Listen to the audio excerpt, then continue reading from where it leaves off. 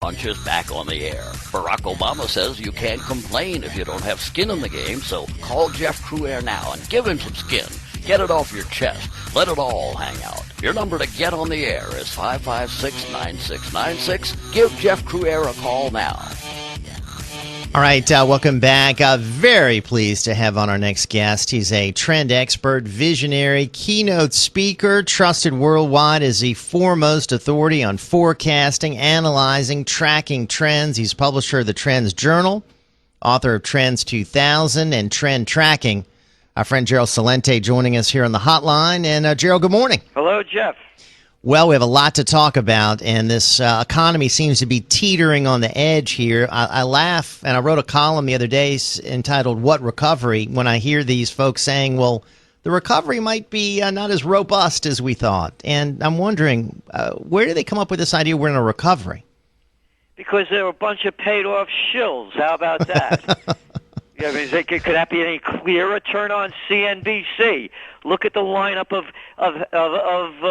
shills that they put on there that are hawking their stocks and telling everybody that this is a buying opportunity. I mean, it's like going to Coney Island in the old days and listening to the barkers on the boardwalk. Step right up, step right up. It's a hoax. Anybody that puts their money into the stock market deserves what they get. It's a rigged game.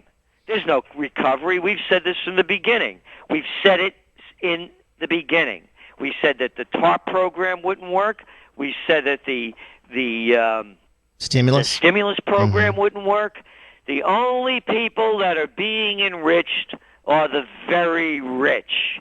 The numbers don't lie.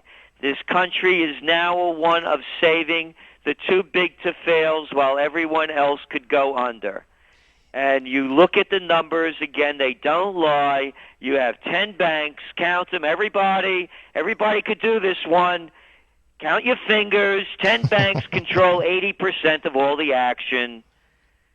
Three banks control all of the credit card action. And you want to talk about a bunch of thieves? How about those credit card companies? Aren't they wonderful little folks? Oh, my gosh. Now, this Financial Reform Act, which just passed the other day, 2,300 pages of rules and regulations, and I'm sure Congress didn't read. What is this going to do? Well, Congress doesn't read anything. Congress, that's the other thing. Let's look at this government over here. How do you run a campaign, Jeff? You're always raising money, right? Yeah, right. It's called campaign finance. Mm-hmm. How about calling it bribes and payoffs? Right. I mean, when are people going to grow up? Mm-hmm. What is that? Look at that bill. You know what they put in that bill? They put in that bill that any cash transaction now remember, this is health reform. Any cash transaction of over $600, you have to fill out a 1099. My friends that sell rare coins are furious and very worried. Exactly, because what they're doing with this is they're making sure that they're tracking every little penny. It's called squeeze the little people. Do you know what it is for a business person to keep filling out 1099s? Right. Look, a week ago, the government was showing how great it is in Portland, Oregon, when they busted this little kid, 7-year-old girl, selling lemonade. Yeah, that was pathetic. It's pathetic, and that's what they're doing at every level. And then you listen to the jerk, the guy that calls himself the health commissioner, saying that we're doing this only to protect the people. Yeah, like all of this big agribusiness. Hey, dump 1 million pounds of E. coli beef on the market. Kind of just slipped through. But the little guy, the little girl, they get busted. You know what else they're doing, Jeff? They're breaking the family farmers out, too, because the big guys that are selling this garbage food, this HMO food, these eggs that are raised in concentration, little chicken coop concentration camps, people are going to farmers markets now. They're bypassing the big guys. So you know what they're doing now?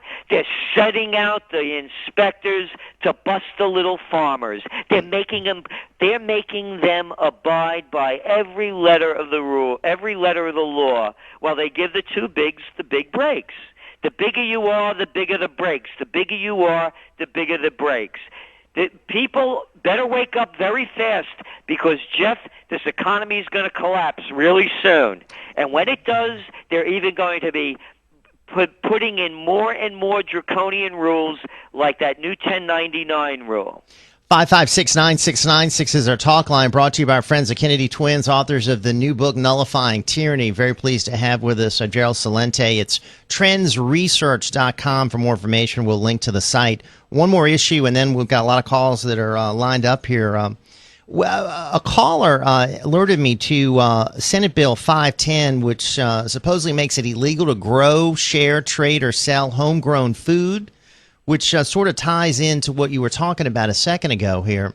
Are you familiar with this, and is this a trend going on? I'm not familiar with that specifically. I've heard of it, and I can't verify it yet. Okay. But I put nothing past them. They're doing everything they can. It's a takeover. It's a takeover. It's not even being done in the dark. It's being done in the broad daylight. They made up a term too big to fail. Gabish? What do people need to know more of? Look, in America, it was called capitalism, and you rose and fell on your own merits. There was nobody there to save you, unless, of course, you're a member of the Goldman Sachs gang or the Merrill Lynch mob. Well, I mean, in the past, I guess if you failed, you had charities, you had people that churches, your neighbors would come lend a hand. Or you went under. Yeah, right. But now they have charities. It's called the American public, and they're robbing us blind to give the money to their big friends. And and if there sounds like I'm angry, you bet I am. I don't like my money, my hard-earned money, going to a bunch of people that think they're better than anybody else, and they could rob us blind because they're running the White House. The Timothy Geithners, the Henry Paulsons, the whole crooks of the whole group of criminals over there. The guy that you have now that's the head of the Commodities Future Trading Commission, former Goldman Sachs guy, one after another. And then they have the nerve to stand up there and say, oh, just because we came from those firms, that doesn't mean we're still connected with them. What am I, 2 years old? You know, it seems like Goldman Sachs is a connection through all of this. Exactly. You look at the numbers, it's worldwide with Goldman Sachs. They're connected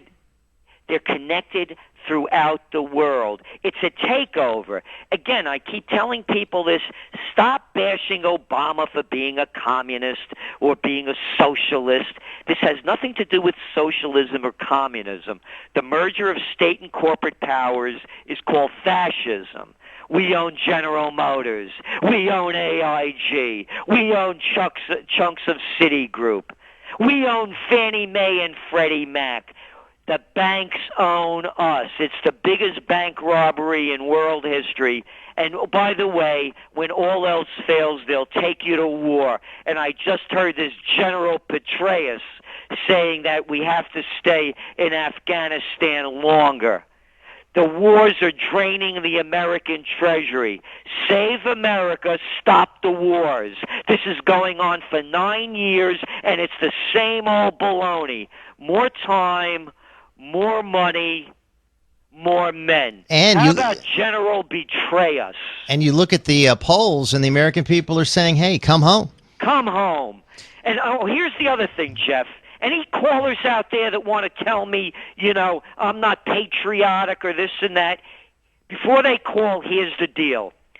Send yourself, send your wife, send your kids, and send your money over to Afghanistan. They need you over there. They need you in Iraq because we're paying Halliburton and all these other groups over there to do the laundry, to clean the floors, to feed the troops. Get your wife and kids out there to clean the floors and clean the toilets and send your money.